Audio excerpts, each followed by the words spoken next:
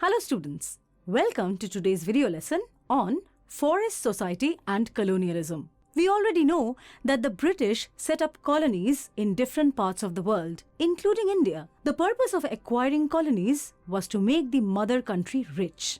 They also extended their control over the forest area and its resources, taking away the rights of the tribal people living in the forests. This video will follow the activities of the colonizers and the effect it had on the lives of the poor people and the tribals. The importance of forests is now well established. Forests can be called the green lungs of the earth as they absorb carbon dioxide and purify the air. They also fight global warming or the rising temperature of the globe. Besides, forests provide us with almost all essentials for life like fuel, wood, fodder, gum, honey, herbs and roots for medicines, furniture, rubber, etc. Most importantly, they shelter the wild animals and the tribal people. The tribals depend on the natural resources of the forests for their livelihood. Various laws had been made by the government to protect forests and wildlife. However, trees are still being cut on a large scale. This period of deforestation started long back when, between 1700 and 1995, 13.9 million square kilometers of forests, or 9.3% of the world's total area, was cleared for industrial uses, cultivation of pastures, and fuel wood. In 1600, 1/6 of land was under cultivation, but slowly it became 50%. This is because population rose and more land was required for producing food crops. In the colonial period, cultivation expanded due to various reasons. Firstly, the British encouraged farmers to produce commercial crops like jute, sugar, wheat, and cotton. Raw material was required for industrial production and food for the growing population. According to the British, revenue was a source of income, so they considered forest areas to be unproductive. They started clearing forests and turning them into agricultural land for generating revenue. By the 19th century, oak forests in England were disappearing. This created a problem of timber supply. Timber was required for the Royal Navy, so now the Britishers turned to forests in India. A vast quantity of timber started being exported from the Indian forests. The British introduced railways in India from the 1850s, as it was essential for colonial trade and for movement of the imperial troops. Trains at that time used to run on fuel, so wood was needed as fuel. To lay the railway lines, sleepers were required to hold the tracks together. The expansion of the railway tracks started from the 1860s. The length of the tracks began increasing as trains traveled to various parts of the country. Tracks ran through 7,65,000 kilometers of land by the year 1946. For this, a large number of trees had to be cut. The government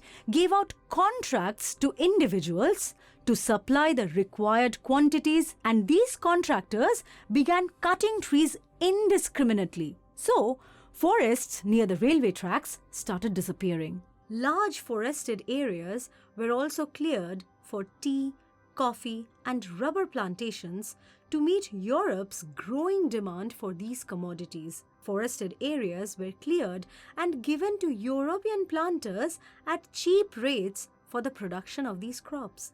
The British cut down an alarming number of trees to cater to the Royal Navy and the railway system. However, they were worried about the local people using the forests and the reckless cutting of trees by the traders. So, they invited a German expert, Dietrich Brandis, for advice and made him the first Inspector General of Forests in India. Brandis realized that forests had to be conserved. Cutting of trees and grazing had to be restricted so that forests could be preserved for timber production. So, forest laws had to be framed, and anybody who disobeyed the laws were punished. Brandis set up the Indian Forest Service in 1864 and helped formulate the Indian Forest Act of 1865. An Imperial Forest Research Institute was also set up at Dehradun in 1906. The system that developed at the Imperial Forest Research Institute was called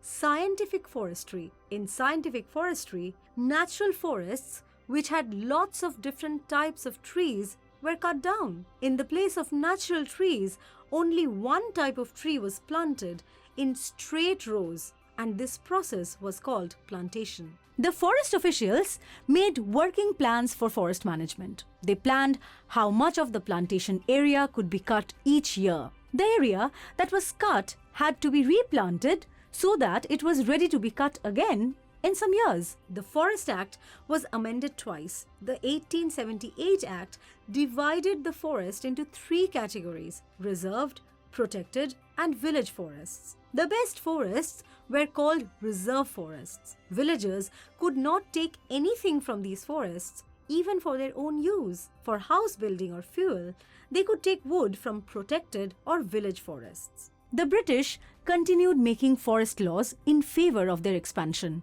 administration, and trade activities. Timber was transported to England from the Indian forests. The ships for the Royal Navy and sleepers and fuel for the railways were also made at the cost of deforestation. Forest management and conservation laws were also framed to suit the purpose of the colonial administrators. The plantation system or scientific forestry, which they started, proved to be a very unscientific method of conservation, harming ecological diversity. On the other hand, they stopped the indigenous habits and practices of the forest communities, like shifting cultivation. We will learn more about shifting cultivation and about how the policies of the British administrators harmed the environment and the lives of the locals in our next video. Till then, goodbye.